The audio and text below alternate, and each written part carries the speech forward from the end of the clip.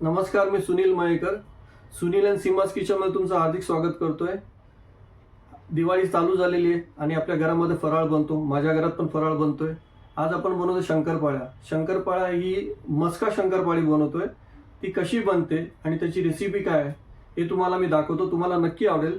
तुम्ही बघा शंकरपाळ्या. मस्का शंकरपाळी बनवण्यासाठी आपल्याला पहिला 1 वाटी हे तूप घ्यायचं आहे. ते मी गरम करून घेतलेलं आहे. हे प्युअर घी आहे. तुम्ही साधं घी पण घेऊ शकता, पण प्युअर घीची एक टेस्ट वेगळी असते. त्याच्यामध्ये आपण पिठी साखर टाकली आहे. ही पण साधारण 1 वाटी आहे. जेवढं आपण घी घेतलं आहे त्याप्रमाणेच आपल्याला पिठी साखर घ्यायची आहे, तेवढीच 1 वाटी. त्या वाटीच्या प्रमाणामध्येच आपल्याला घ्यायचं आहे.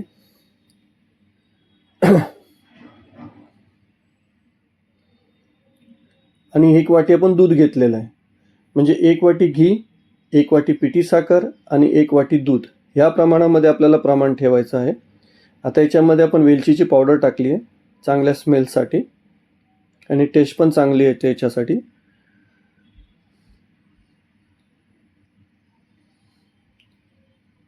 आता सर्वप्रथम याच्यामध्ये थोडंसं मीठ टाकायचं चवीपुरतं आणि हे आपल्याला व्यवस्थित मिक्स करून घ्यायचं. हे आता आपण जे तयार करतोय ना, तो एक प्रकारचा मस्का बोलतो आपण त्याला, ठीक आहे. आणि बटर टाईप बनवतोय त्याला, म्हणून आपल्याला हे व्यवस्थित पहिला मिक्स करून घ्यायचं आहे. आणि प्रमाण लक्षात ठेवा, 1 वाटी घी घेतली, एक वाटी आपण पिठी साखर घेतलं आणि 1 वाटी दूध घेतलेलं आहे. आता याला व्यवस्थित आपण मिक्स करून घेतलेलं आहे. आता याच्यामध्ये आपल्याला दूध टाकायचं आहे. हे दूध पण व्यवस्थित आपण त्याच्यामध्ये मिक्स करून घ्यायचं. ह्याच्याने काय होतं, एक मस्का तयार होतो.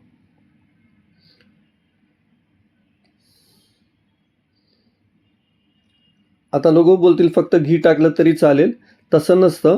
ह्याच्यामध्ये त्या तिन्ही वस्तू आपल्याला मिक्स कराव्या लागतात.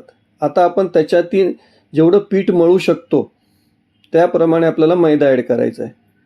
एक पीठ आपण साधारण मळतो त्याप्रमाणे आपल्याला ह्याच्यामध्ये मी एक्झॅक्ट क्वांटिटी तुम्हाला सांगू शकत नाही. हे तुम्ही तुमच्या वाटीवर डिपेंड करते, तुम्ही केवढी मोठी वाटी घेतात आहे. बघा, हे पीठ आपल्याला मिक्स करायचं आहे. जसं आपण चपातीसाठी पीठ बनवतो ना, त्याप्रमाणे आपल्याला याचं पीठ बनवायचं आहे. बघा, आता हे पीठ बनवून तयार झालेलं आहे आपलं. ह्याप्रमाणे आपल्याला पीठ मळून घ्यायचं आहे. आणि जास्त हार्ड पण नाही, जास्त सॉफ्ट पण नाही, मीडियम पद्धतीचं आहे. आपण हे लाटून घेतलेलं आहे आणि आता आपण याच्या शंकरपाळ्या बनवतोय. आणि आपण हे छोट्या बनवतोय, तुम्ही मोठ्या पण बनवू शकतात. पण छोट्या दिसायला पण सुंदर वाटतात आणि खायला पण बरं वाटतात आणि लवकर फ्राय पण व्यवस्थित होतात आणि हे एकदम क्रिस्पी बनतात. याप्रमाणेचे तुकडे बारीक बारीक करून घ्यायचे आपल्याला. आणि चवीला खूप टेस्टी असतात. आता आपल्याला याला तळायला घ्यायचं आहे. आता आपण फ्राय करायला घेतलं, याला डीप फ्राय करायचं आहे. तुम्हाला ही रेसिपी कशी वाटली नक्की कळवा. आवडली असेल तर चॅनलला सबस्क्राईब करा, लाईक करा आणि शेअर करा. आता आपल्या शंकरपाळ्या तयार झालेल्या आहेत. ह्याला जास्त वेळ लागत नाही. बघा कशा लालसर आणि हे क्रिस्पी झालेले आहेत. दिसायला पण सुंदर दिसतात, टेस्टला पण चांगले दिसतात.